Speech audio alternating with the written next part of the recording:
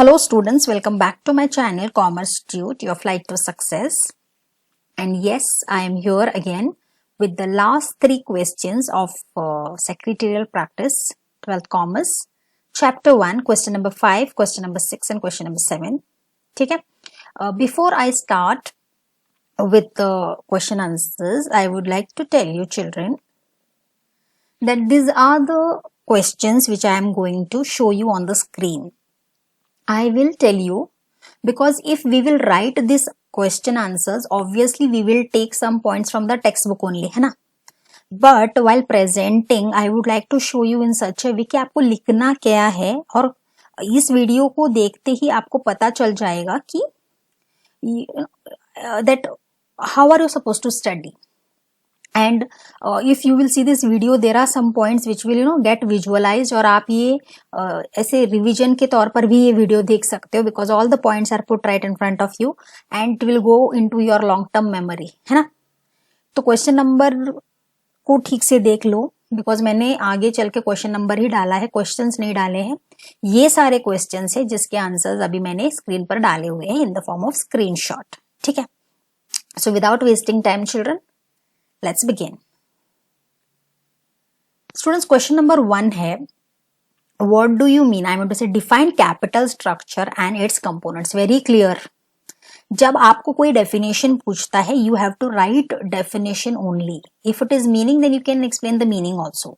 And if you will write little bit of meaning supporting your definition, तो आपका impression अच्छा पड़ता है जब आप exam में लिखते हो तो. तो in between, I would also like to share some tips so that it will help you out. तो आप यहाँ पे R.H. वेसल और जॉन हैम्पटन का कोई भी एक डेफिनेशन लिख सकते हो, because they have said define capital structure. So I just read out for you. Long term sources of funds employed in a business enterprise. John Hampton कहते हैं firm's capital structure is the relation between the डेब्ट and the equity securities that makes up the firm's financing of its assets. Students, I have already explained all this points in the previous videos. Kindly go and check those videos, तो आपको एक अच्छा सा explanation भी मिल जाएगा. ये मैं notes की बात कर रही हूँ, और जिनको थोड़ा सा कंफ्यूजन है कि इस क्वेश्चन का आंसर क्या लिखना है, तो मैंने उस तरीके से ये प्रेजेंट करने की कोशिश की है. ठीक है? उन्होंने इस क्वेश्चन में जॉइंट क्वेश्चन भी पूछा है that states its components. Very clear children, components दिए गए हैं और वहां पे 4 कंपोनेंट्स है, and these are also explained earlier. So I would only like to tell you, you can also write this all 4 components. Now the thing comes, equity share capital के बारे में हमने जो भी डिटेल स्टडी किया था, उनके फीचर्स के बारे में स्टडी किया था, या प्रेफरेंस शेयर कैपिटल के बारे में, या retained earnings, and even for that matter borrowed capital children, you can add those points also here when you're writing the notes. And I feel that when you are watching this, in front of you right now, you are reading also, so that is also a part of revision. तो components में आएगा आपका एक equity share capital, preference share capital, retained earnings, and borrowed capital में debenture and term loans, and all these things are already explained. So this is the answer for this question number 5, first one. ठीक है? ये जो additional information दिया गया है, it is for your knowledge children, what actually you mean by the principles of capital structure, but other than that, definition and components you have to write for this question. ठीक है? Now, students, question number 2 तो आप सबने already लिखा ही होगा, क्योंकि factors affecting fix capital requirement हमने इसके बारे में बहुत सारी बातें की हुई थी, but still I will now tell you from the question point of view. State any 4 factors affecting fix capital requirement. Students, you can see 12 factors. इसमें से 4 आप लिखो, क्वेश्चन में 4 पूछा गया है. I will say you the best 6 याद करके रखो. I will read out for you the answer, definitely. Factors affecting fixed capital requirement हो, या factors determining the fixed capital requirement हो, answer यही है. I'll just read out the answer. First, nature of business, size of business, scope of business, extent of lease or rent, arrangement of subcontract, acquisition of old assets, acquisition of assets on concessional rate, international conditions, trend in economy, population trend, consumer preference, competitive factor. Students, obvious है, इनका explanation already दिया है, but even if you want to read and if you want to add something, already it has been explained. Kindly check my previous videos. ठीक है? So this question is also clear. यहाँ सिर्फ 4 पूछा गया है students, only 4 have been asked. No, it is better that you be ready with the best 10 also. जहां तक 4 points का है सवाल, तो 6 आप पढ़ ही सकते हो. क्वेश्चन नंबर 5, थर्ड वन है, very simple. What is corporate finance and state two decision. Students, इसके बारे में भी बात हो चुकी है, आंसर आपके सामने है. कॉर्पोरेट फाइनेंस क्या है, अब तो हम सबको पता है. It's deals with raising of finance and using of finance by a corporation. आप हेनरी हॉगलैंड के बारे में भी थोड़ा लिख सकते हो. इससे कॉर्पोरेट फाइनेंस का वजन थोड़ा बढ़ जाएगा. It will have a good impression on your answer. Then directly you can write the decisions, financing decision, investment decision. ये दोनों पॉइंट्स मैंने आपको एक्सप्लेन द कॉन्सेप्ट्स में एक बॉक्स में भी दिया था. वहां पर मैंने 2 पॉइंट्स अपने खुद के भी ऐड किए थे, बट यही तो हम लिखते हैं. तो writing and again, so it's better that to tell you कि what you are supposed and what we are expecting from you. This is the question. What is corporate finance and explain any 2 decisions. Then this is the answer, corporate finance. You can add, I already told you. आप ये meaning लिख सकते हो या Henry ऑगलैंड का एक line वाला लिख सकते हो. And then there is no need to write about the finance manager. Directly आप फाइनेंसिंग डिसीजन और इन्वेस्टमेंट डिसीजन के बारे में लिख सकते हो. ठीक है. Then let us go to question number 6. ये बहुत इंपॉर्टेंट है. इसको मैं आपको लिखना कैसे है ये बताऊंगी. आंसर सेम होगा. स्टूडेंट्स, जस्टिफिकेशन का मतलब है कि आप किस बेसिस पे या किस आधार पर अपना आंसर देते हो. Okay, if they are putting one statement, तो आपका सपोर्टिव एविडेंस क्या है, उस एविडेंस को मैंने पेश किया है. I would only like to direct you how you are suppose to write the answer. लेकिन क्वेश्चन इर्द गिर्द के ही आंसर होंगे. Okay, they will try to ask you question in such a way, but answers are same, but you have to understand the question and write the answer. I will just tell you how you are supposed to write. Okay. Justify the following statement. The firm has multiple choices of sources of finance. यहाँ पर उन्होंने हमको बोला है कि यहाँ company को बहुत सारे choices है sources of finance के, इसको justify करो. तो ये है आंसर जो justify करता है. Yes, they have multiple choice of options to raise the finance. First you can write there is equity share capital where the shareholder where the company can raise this equity share, and then you have to write little bit about the details that it is they become the owner, then they have a fluctuating capital, they are given preference later on, they have risk. So this is one way of raising capital. Then second is preference share capital, they can raise through preference share. You have to write little bit about preference shares. Third is retain earnings, these are own funds. तो आप ये भी बोल सकते हो that multiple choice होता है, either they can go for equity, preference, okay, retain earnings भी कर सकते हैं. These are their own funds. Then you can also tell them about debenture और term loan जो borrowed capital में आता है. आप बोल सकते हो that the company can raise through debentures जहां म्यूचुअल अग्रीमेंट होता है. It is like a loan, taking loan from public, उनको इंटरेस्ट फिक्स मिलता है. टर्म लोन जैसे कि बैंक या फाइनेंशियल इंस्टीट्यूशन ले सकते हो, बैंक्स एंड फाइनेंशियल इंस्टीट्यूशन से ले सकते हो. बॉन्ड्स दे सकते हो, पब्लिक डिपॉजिट्स है. सो इन सब चीजों को आपको वहां रखना है और एक्सप्लेन करना है. That time you will justify this statement that yes definitely the firm has multiple choices of sources of financing and this is how they have the choice. तो ऐसे आपको आंसर प्रेजेंट करना है. ठीक है.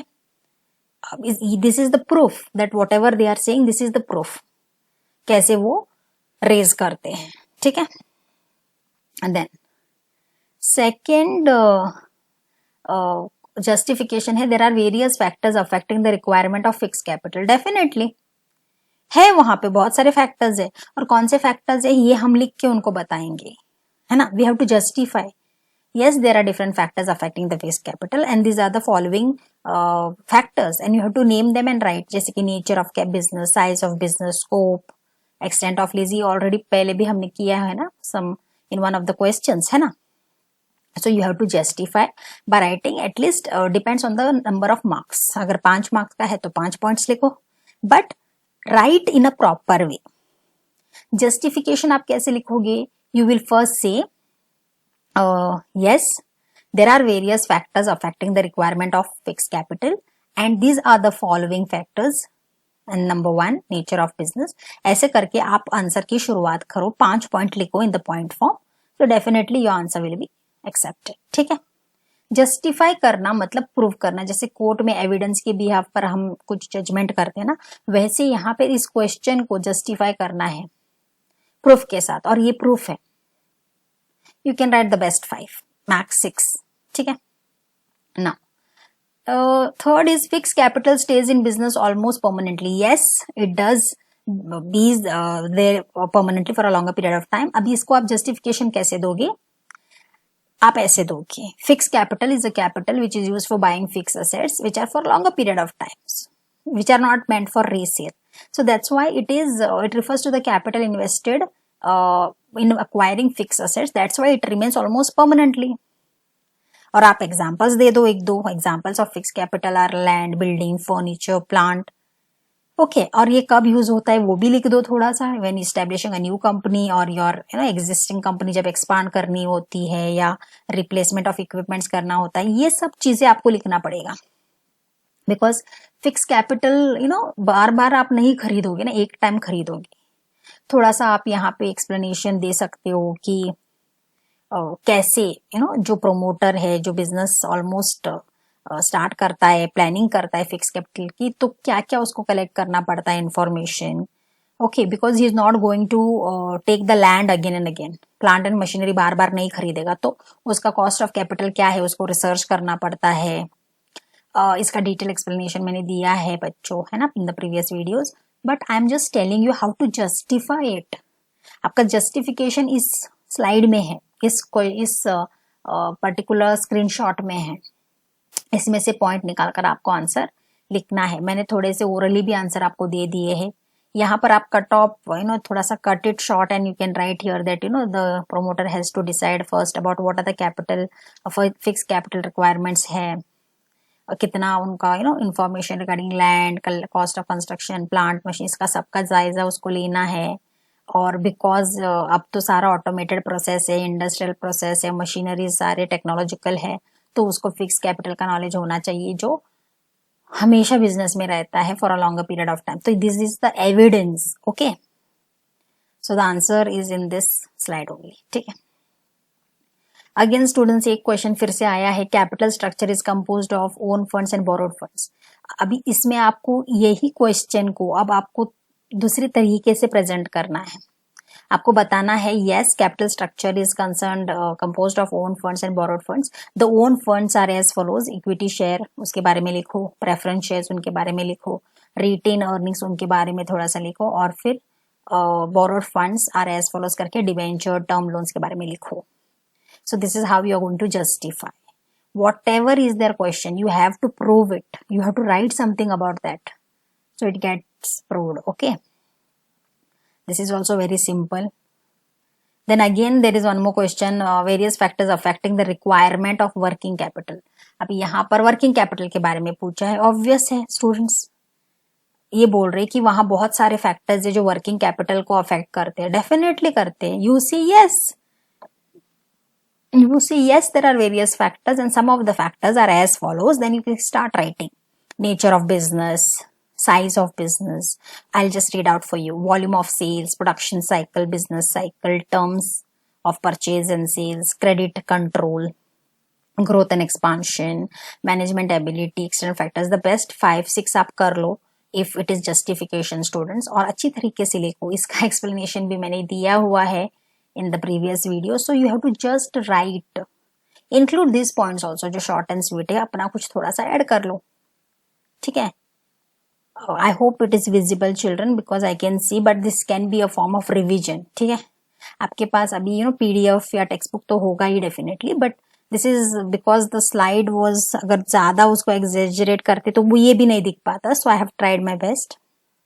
Then this is again a very simple, जो भी questions है उसके आंसर्स है ये, and this video you can say it's a revision of what has been given in the questions. ठीक है स्टूडेंट्स, क्वेश्चन नंबर 7 के पास पहुंच गए. Answer the following question. Discuss the importance of corporate finance. Students now this is the importance, और ये points already दिए गए हैं, है ना, टेक्स्ट बुक में. तो यही points now I would like to tell you little bit about how to get more marks in this particular type of question. जब भी आपको इंपॉर्टेंस ऑफ कॉर्पोरेट फाइनेंस पूछते हैं तो पहले the meaning of corporate finance लिखो. Students, this is very very important. This is how you will impress the evaluator. Even when we go for the board exams for evaluation, तब हम देखते हैं कि सामने वाला कैसे उसने अपने पेपर को प्रेजेंट किया है, how neatly he has written, how nicely he has related. तो थोड़ा सा मीनिंग या डेफिनेशन ऑफ कॉर्पोरेट फाइनेंस लिखो, फिर एक छोटा सा ग्राफ करो, सेंटर में कॉर्पोरेट फाइनेंस और आजू बाजू एक कैरो करके सारे इंपॉर्टेंट पॉइंट्स लिख दो बिकॉज इट लुक्स प्रेजेंटेबल. उसके बाद में one by one you can explain the points, and the points are already in front of you. I'll just read out for you students. Kindly use the textbook also or PDF format, ठीक है. But still I think it can be seen. At least आप highlights तो याद कर ही सकते हो. Helps in decision making, helps in raising capital for project, helps in research and development, helps in smooth running of business firm, brings coordination between various activities, promotes expansion and diversification, managing risk, replace old assets, payment of dividend interest, payment of taxes or fees. So this is all about question number 7, the first one. Very simple again. और इसका explanation भी सब हो चुका है, लेकिन yes, revision के लिए you can just look at the points and remember. And the last question is again, discuss the factors determining working capital. Factors affecting determining working capital almost same होते हैं. बिकॉज दिस आर डिटरमाइनिंग ना, इसकी basis पर भी हम determine कर सकते हैं कि वर्किंग कैपिटल कितना लगने वाला है, right. So the first point is again you can right. Okay, तो जब ये answer in the following question बहुत बहुत डिटेल वाले क्वेश्चंस आते हैं, तो इसको थोड़ा सा इम्पैक्टफुल बनाने के लिए फिर से मैं कहूंगी थोड़ा सा वर्किंग कैपिटल के बारे में लिखो. What do you mean by working capital? Highlight the important points with the sketch pens if you have. मतलब थोड़े डार्क sketch pens मत लो, पेन ही ले लो एक red colour. No, don't take red, just with pencil also you can highlight, dark pencils. फिर उसके बाद में नीचे एक चार्ट करो जहां पे सेंटर में वर्किंग कैपिटल और आजू बाजू सारे साइड पे आपने फैक्टर्स लिखे हैं डिटरमाइनिंग, और एक वन अब below the other you start explaining. I just read out for you again because this question is repeated. Nature of business हो गया, size of business, volume of sales, production cycle, business cycle, terms of purchase and sales, credit control, growth and expansion, management ability, external factors. ठीक है. So this is your question number 5, 6 and 7. And I think students that once you are aware कि लिखना क्या है, तो automatically आपको पता चल जाएगा कि how can I score good marks, है ना. So this was a bit of initiative from my side because if I will keep on typing then you may not get the notes immediately. तो मुझे ऐसे लगा कि ये बहुत बड़े वाले आंसर्स है जो ऑलरेडी है टेक्स्ट बुक में. So I wanted that I'll make sure that you are aware about certain things. So you can write all these points in your books, and students kindly increase your writing skills because you may never know when the physical classrooms will start and हमको लिखना पड़ सकता है, isn't it? So I have mentioned all the answers here. अगर फिर भी कुछ ऐसा लगता है कि आपको डाउट है या little bit of any questions, you kindly put it in the comment section and I will again try to bring to your notice something or the other. ठीक है. So that's it children in this video. And here I think chapter 1 का exercise fully मैंने cover कर लिया है. So जब भी आप ये वीडियो देखोगे तो it will be a bit of revision for you and you will remember for a longer period of time. And if really it helped you a little bit somewhere down the line, kindly like, subscribe and share children. Till then, thank you so much. Thank you.